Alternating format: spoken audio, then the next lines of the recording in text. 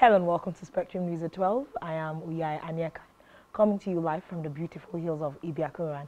Let's take a look at the headlines. President Buhari inaugurates new ministers, redeploys Mamora, Saraki and others. President Buhari expresses disappointment over intelligence system in Kuje prison. Plus, FBI Director Ray, MI15 chief, raised alarm over China spying. We will bring you details of the stories and more in a moment.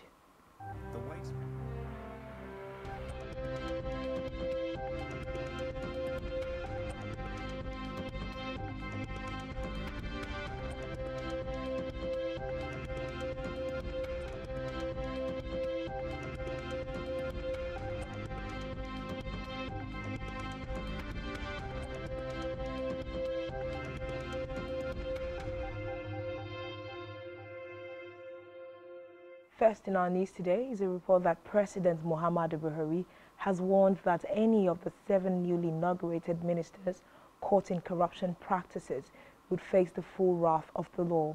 This was as he urged them to eschew corruption, saying public officers must be above board. According to a statement by his special advisor on media and publicity, Femi Adesina, the president issued the warning at the swearing-in of the ministers, which preceded a meeting of the Federal Executive Council at the Presidential Villa, Abuja. The newly appointed ministers and their portfolios are Ikechukwu Iko, Minister of State, Science and Technology; Umana, Minister of Niger Delta Affairs; Udi Odum, Minister of State and Environment; Ademola Aderoye, Minister of State and Transport; Umar El Yakub, Minister of State, Works and Housing; Goodluck Opia, Minister of State, Education; and Nkama Ekumkama, Minister of State and Health.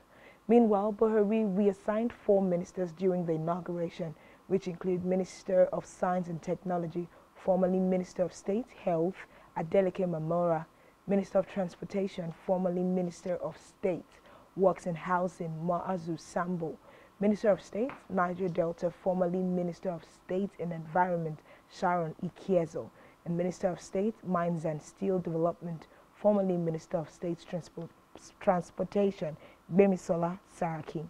Buhari, who said the redeployment was aimed at reinvigorating certain sectors where the government's desire to accomplish improved results, asked the newly appointed ministers to await further communication on the appropriate ministerial mandate from the Secretary to the Government of the Federation.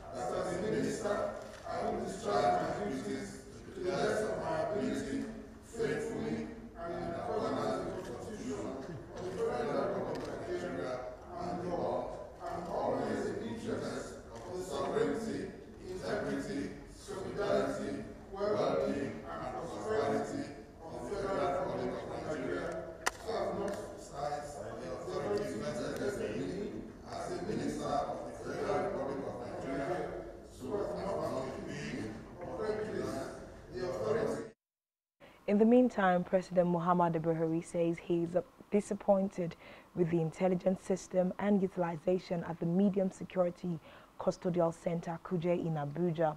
He said this while speaking to journalists during his visit to the correctional facility, which came under attack by terrorists. Soon after he arrived at the facility, the president was briefed about the attack by the Permanent Secretary at the Ministry of Interior, Dr. Shuaib Belga, and the Controller General of the Nigerian Correctional Service, Haliru Nababa, who showed President Buhari the bombed-out section and the records office, which was set on fire, adding that the invaders thereafter launched an attack on all cells in which Boko Haram terrorists were held. The president was also informed that the security forces have recaptured 350 of the escapees, while about 450 others were still unaccounted for, and that rapid work was underway to recapture them. Back to these types of attacks, don't forget these. In a related development, the Islamic State in West Africa province, ISWAP, has reportedly claimed responsibility for Tuesday's attack on the Medium Security Custodial Center in Kuje, Abuja. This was disclosed in a statement written in Arabic and shared to newsmen.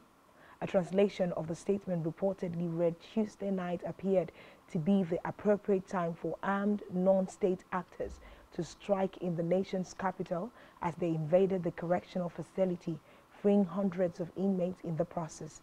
Meanwhile, authorities have linked the attack to terrorists. A total of 64 Boko Haram fighters held at the center for their roles in the insurgency in the northeast were unaccounted for following the incident.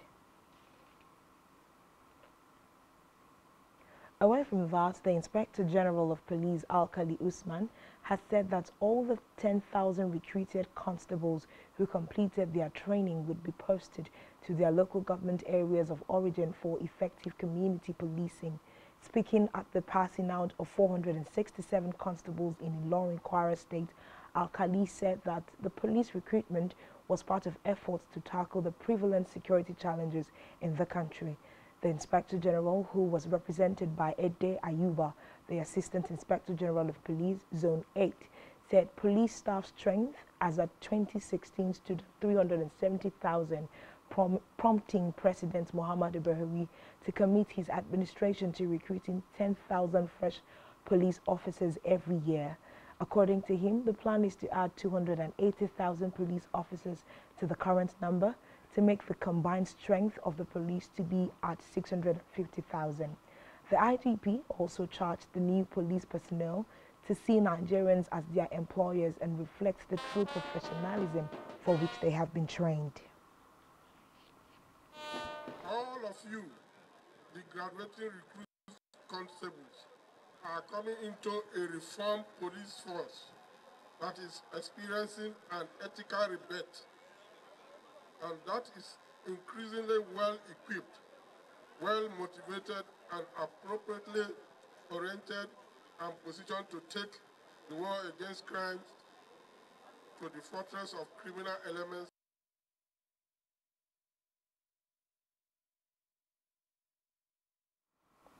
In politics, the Northern Elders Forum, NEF, has raised fears that ethnicity and greed were threatening to frustrate the emergence of a country with the capacity to turn around its fortunes in 2023.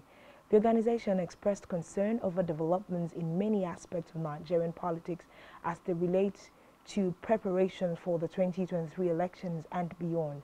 A statement by the NEF Director of Publicity and Advocacy, Dr. Hakeem Baba Ahmed, in Abuja accused politicians of desperately shepherding Nigerians into two religious divides, all in a bid to garner undeserved advantages at the expense of religious tolerance and coexistence. According to the statement, Nigerian politics has become an additional burden on the Nigerian citizen, even dwarfing the spreading insecurity, poverty, and cynicism over the prospects of Nigeria's survival as one nation. The nation has a very genuine reason to worry over its future if the way the politicians are seeking power is any indicator for the quality of leadership they will provide.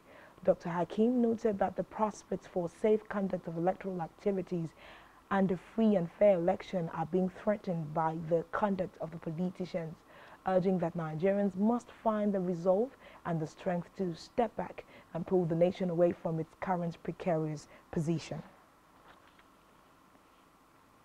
Still in politics, an election monitoring group, Yagia Africa, has identified political thuggery, cultism, and voter inducement as suspected threats to the peaceful conduct of the Osun July 16 election.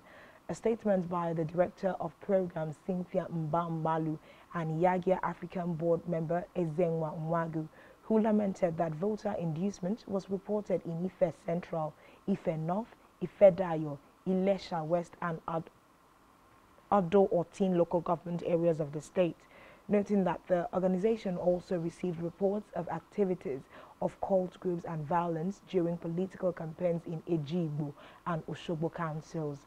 The organization, however, hailed the recent arrest of some thugs, but said there was need for more intelligence to be deployed in addressing the rising threats, ensure more arrest and prosecution of culprits.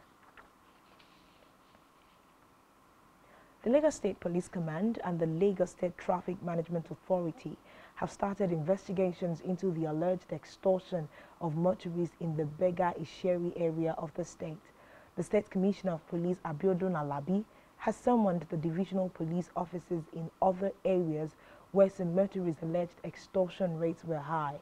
The development followed a report by Lagosian motorists on a suspected syndicate made up of policemen and LASMA officers in the Beja-Isheri area. Meanwhile, the State Police Public Relations Officer Benjamin Hundeyin had said the command had commenced investigation into the matter, and LASMA Chairman Bolaji Oregba has also ordered an independent investigation into the report.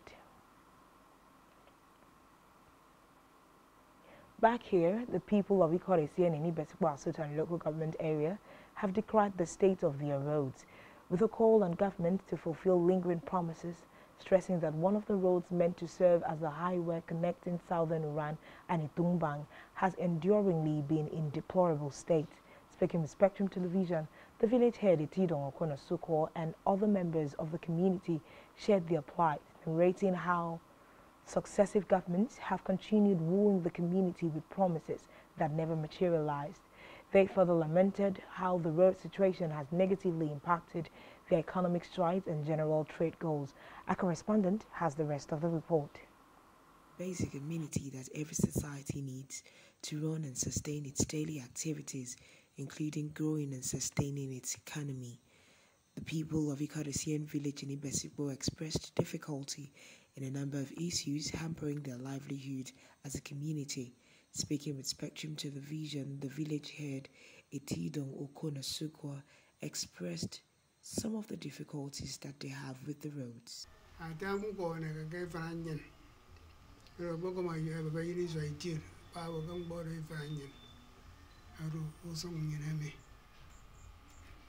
Any successful government,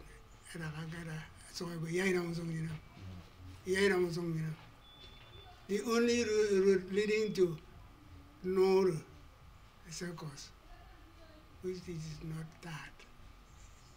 Only road, Corresian, Uran road, Corresian to Bang road. Being a yam, and I'm going on in a river. Can enter me from God and you something in what? I won't go no government in any cook in my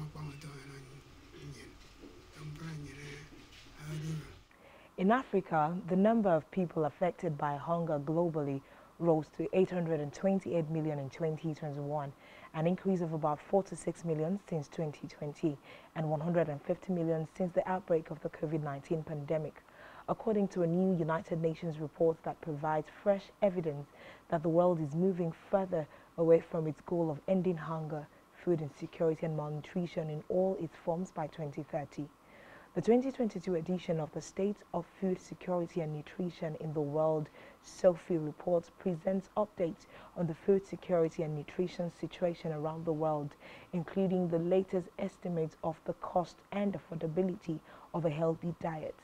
The report, which is a joint publication by the Food and Agriculture Organization FAO, the International Fund for Agricultural Development, the UN Children's Fund UNICEF, the UN World Food Programme, and the World Health Organization WHO, has revealed that 45 million children under the age of 5 are suffering from wasting, the deadliest form of malnutrition, which increases children's risk of death by up to 12 times, with another 149 million children under the age of 5 having stunted growth and development due to chronic lack of essential nutrients in their diets, noting that 39 million were overweight.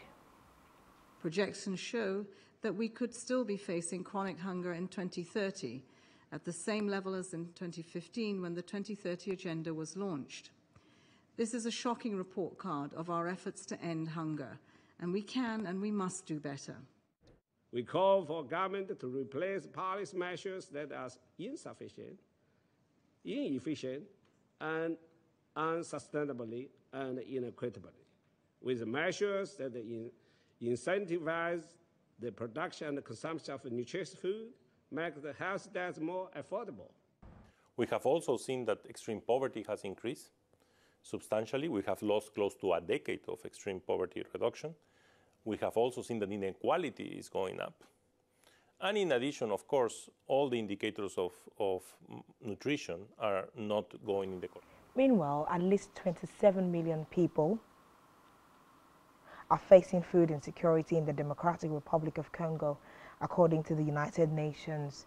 The UN predicts the situation is likely to worsen due to recent fighting between the M23 rebel group and the army in the east of the country that has displaced thousands. Reports say the region, which borders Rwanda, lives with a daily threat from dozens of armed groups that jostle for a piece of the region, rich mineral wealth, which the world mines for electric cars, laptops, and mobile phones. Meanwhile, the crisis in DR Congo is considered the world's most neglected displacement situation, according to a report by the Norwegian Refugee Council. The country also experiences high rates of food insecurity, according to the FAO. Recall that the humanitarian situation in DR Congo has been there for more than 25 years and has been linked to all the insecurity, conflict, violence, and food insecurity in the country.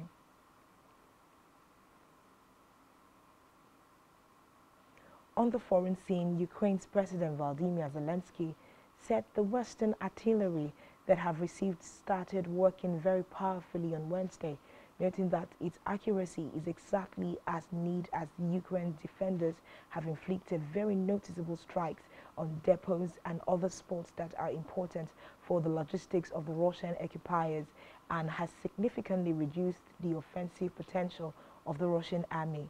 Hundreds of thousands of people have been urged by Ukrainian officials to evacuate the eastern region of Donetsk as Russian and separatist forces set their sights on its main cities of Slomyansk and Kramatorsk. Reports say Russia's war in Ukraine will feature prominently at the G20 foreign ministers meeting in Berlin this week, with food and energy security high on the agenda. Meanwhile, the U.S. has warned it is not time for business as usual with Russia, and U.S. Secretary of State Anthony Blinken plans to avoid appearing in any official group photos with his Russian counterpart at the meeting. Meanwhile, Prime Minister Boris Johnson is clinging on as Prime Minister despite facing dozens of government resignations and outright rebellion in his cabinet. He sacked Michael Gove last night after the Levelling Up Secretary told him to quit. Reports say Welsh Secretary Simon Hart has quit, and the Attorney General Suella Braverman says she will stand in any leadership challenge, although she is yet to resign. Meanwhile, Home Secretary Priti Patel, newly appointed Chancellor Nadine Zawahiri, and Transport Secretary Grant Shapps are among those reportedly telling Johnson to go. Still on the foreign scene, top U.S. and British law enforcement officials have met with private business and academic leaders to call the attention to what they said is the serious security and economic threat posed by China, which is seeking to steal their intellectual property and influence politics in Western countries. FBI Director Christopher Wray and M15 Director General Ken McCallum held the event in London to highlight the joint works by the two security agencies to thwart what they said was the most serious challenge from espionage and hacking by the Chinese government. McCallum called attention to the fact that Wednesday's event was the first time FBI and M15 leaders have held a joint public event. The two agencies have close ties with M15 officers working at the FBI and FBI agents at the MI5. Reports say China is making moves to shield its economy from any future sanctions should it try to take over Taiwan by force, drawing lessons from Western efforts to punish Russia for its invasion of Ukraine. Chinese government that poses the biggest long-term threat to our economic and national security. The widespread Western assumption that growing prosperity within China and increasing connectivity with the West would automatically lead to greater political freedom has, I'm afraid, been shown to be plain wrong. We consistently see that it's the Chinese government that poses the biggest long-term threat to our economic and national security. the widespread Western assumption that growing prosperity within China. Still to come in the news. Falconet assists at Oshola, 3 other stars listed for CAF Award. Do stay with us.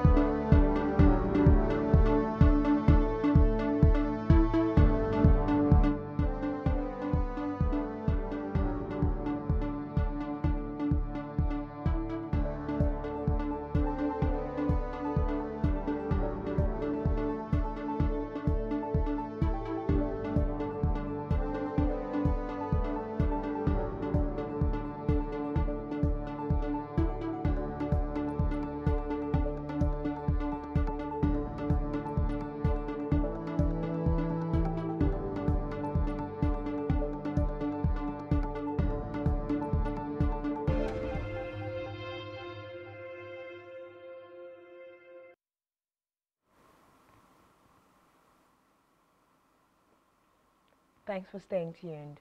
On our business news, all freight forwarders, air carriers, express carriers, and postal operators transporting goods to or through the European Union will be required to submit advanced cargo information from March 1st, 2023. According to a statement by the EU, the advanced cargo information is set in the form of a complete entry summary declaration under the second phase of the EU's new customs pre-arrival security and safety program import control system, release 2.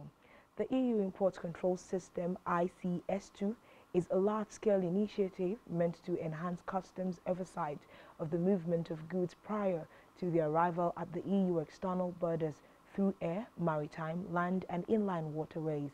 Reports say this is as the EU is set to support effective risk-based customs controls while facilitating the free flow of legitimate trade across the EU's external borders, adding that the ICS2 will simplify the movement of goods between customs offices at the first point of entry and final destination in the EU. In another development, the Nigerian Upstream Petroleum Regulatory Commission has said the Petroleum Industry Act, PIA, has introduced incentives to grow reserves. The Commission also said the aim of the act was to increase the country's daily production toward attaining 40 billion barrels and 220 TCF of oil and gas reserves. NUPRC also said the incentives would also enable the country to attain a production target of 3 million barrels per day. The Commission's Chief Executive Officer, Gbenga Komalafe, made the comment in Abuja at the 21st Nigerian Oil and Gas Conference and Exhibition, thanked President Muhammadu Buhari and the 9th National Assembly for the PIA passage.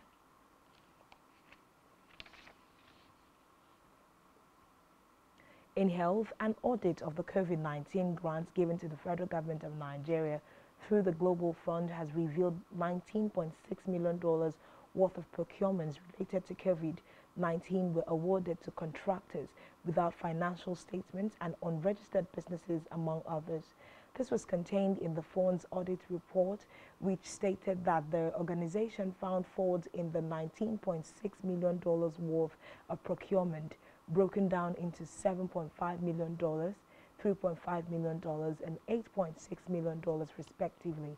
The organization also faulted the procurement evaluation process by the National Agency for the Control of Acquired Immunodeficiency Syndrome, which is one of its principal partners in Nigeria, stressing that the absence of key tender documents to assess vendor performance poses risk to suppliers not being able to execute contracts or deliver on time.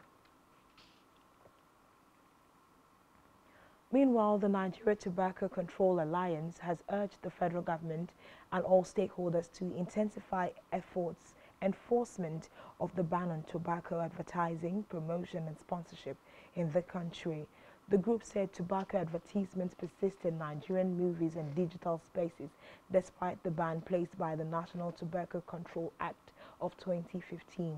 The group also called on the Broadcasting Organization of Nigeria to caution its members from flouting tobacco control laws and ensure that they abide by the laws of the Federal Republic of Nigeria, including the NTC Act. In sports, the Super Falcons may have lost their opening Group C game to Banyana on Monday, but they will be facing off against arguably one of the trickiest teams in the group when they take on debutant Botswana at the Prince Mole Al-Hassan Stadium today. Recall that Botswana registered one of the biggest wins of the WAFCON so far when they saw fellow debutants Burundi 4-2 on Monday. Reports say the Falcons coach Randy Waldrum side must defeat the Mayas today to stand a chance of qualifying for the quarterfinals of the competition and keep their Women's World Cup hopes alive by recording their 51st win in the tournament. Meanwhile, Super Falcons quintet Asisat Oshola, Rashidat Ajibade, Uchenna Kanu, Monday Gift and Chiamaka Nadozie have been shortlisted for the CAF Awards. Reports say Oshola, Ajibade, Kanu and Nadozie were listed for the Women's Player of the Year award, while Monday made the shortlist in 2 categories. The Best Young Player of the Year, alongside Floris Sebastian of Edo Queens, and the Best Interclub Player of the Continent with Marianne Ezanago of Rivers Angels, also a nominee.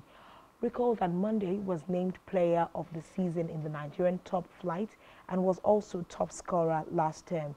She was instrumental to Bayelsa's Queens League triumph and their qualification for the 2022 CAF Women's Champions League.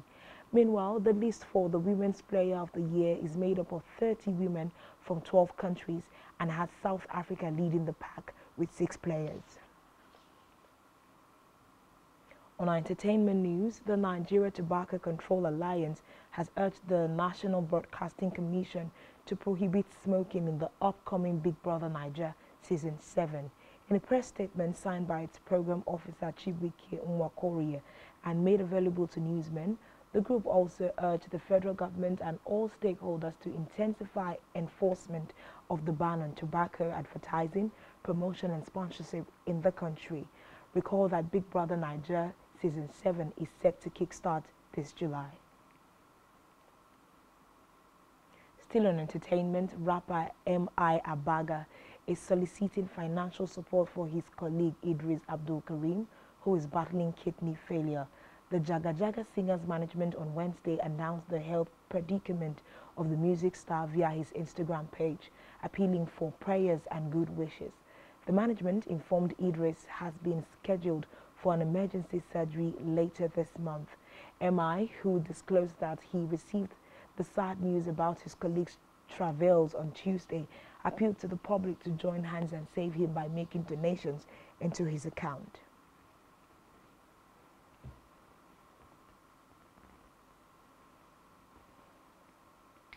And that's all we have for you at this time. Do make sure to follow us on social media, all of which you can find on SpectrumTv.ng.